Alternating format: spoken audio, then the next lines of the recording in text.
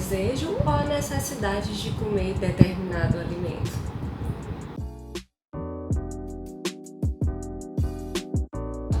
Oi pessoal, tudo bom com vocês? Ainda dentro do nosso tema de compulsão alimentar, vocês já devem ter percebido que para a gente conseguir um sucesso e um progresso nesse processo de lidar melhor com esse quadro, a gente primeiramente tem que tratar, e conhecer esse indivíduo quanto aos seus processos mentais. Então, quais são os pensamentos que estão distorcidos? Quais são as situações que no cotidiano dessa pessoa, às vezes é um gerador, um gatilho para uma ansiedade e faz com que essa pessoa recorra à alimentação. Então, percebam quanto que nossa mente está totalmente interligada com essa relação que pode ser funcional ou então disfuncional com a comida.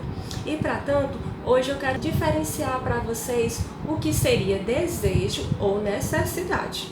Então, o desejo está ligado ao querer e a necessidade é uma questão mais de sobrevivência.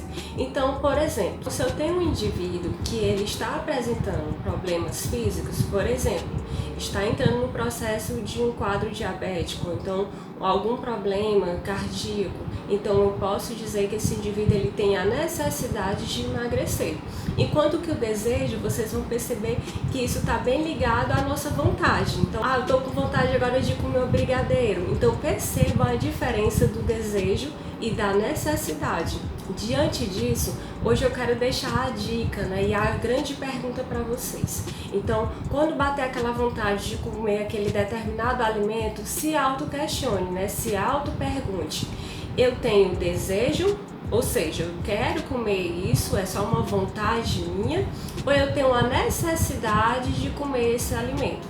Então, vocês vão perceber que muitas das vezes essa vontade de comer um determinado alimento ele está ligada ao desejo. É simplesmente uma vontade de comer algo.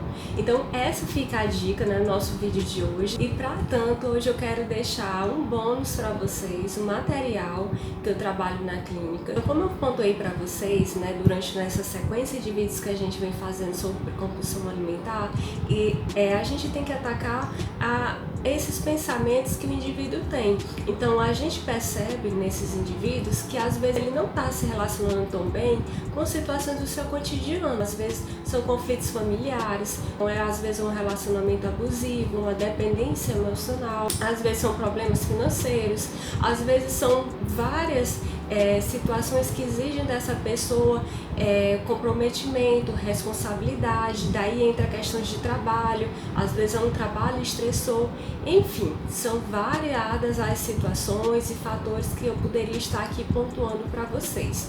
Mas eu quero deixar esse guiazinho para vocês, na verdade, para vocês se auto-perceberem. Por quê?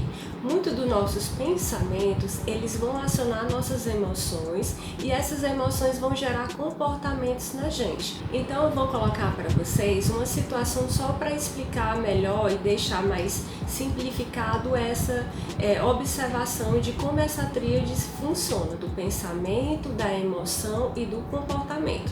Então vamos colocar um indivíduo que está muito preocupado, ansioso com uma prova que vai realizar. E aí ele começa a pensar: será que eu vou conseguir fazer essa prova direito? Será que eu vou ter um sucesso nessa prova? Será que eu vou conseguir alcançar determinada nota? E aí começa a gerar emoções nessa pessoa. Então ele pode se sentir triste, ele pode se sentir perdido, confuso, e aí gera o comportamento, que é o quê? Recorrer à comida para aliviar aquela tensão que ele vem sentindo. Esse é um exemplo bem simples que eu estou trazendo para vocês, que a gente pode até suspeitar também de um quadro de ansiedade. Então, como você está tão preocupado com uma prova que ainda vai acontecer, isso acaba permeando e reforçando esse tipo de comportamento, esse ciclo, na verdade.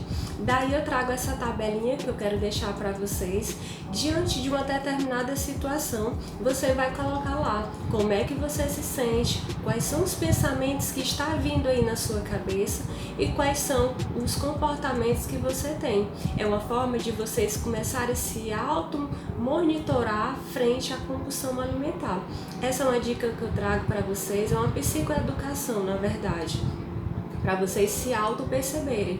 E também fica esse material para você que às vezes é um profissional que está aqui me assistindo, então da área da psicologia, também da área da nutrição. Nele eu trago uma sequência, né, da nossa alimentação no dia a dia, desde o café da manhã até a ceia, né, a última refeição. E aí serve, né, para a gente enquanto profissional para avaliar qual o momento do dia que essa pessoa ela tem mais esse pico de compulsão alimentar. Por exemplo, pode ser durante a tarde ou horário da noite. Ou então serve também para a gente observar quais são os pontos, né, as situações que geram, né, e acabam sendo gatilho para essa pessoa recorrer a essa alimentação. E aí esse material eu vou estar disponibilizando ele lá no meu Instagram.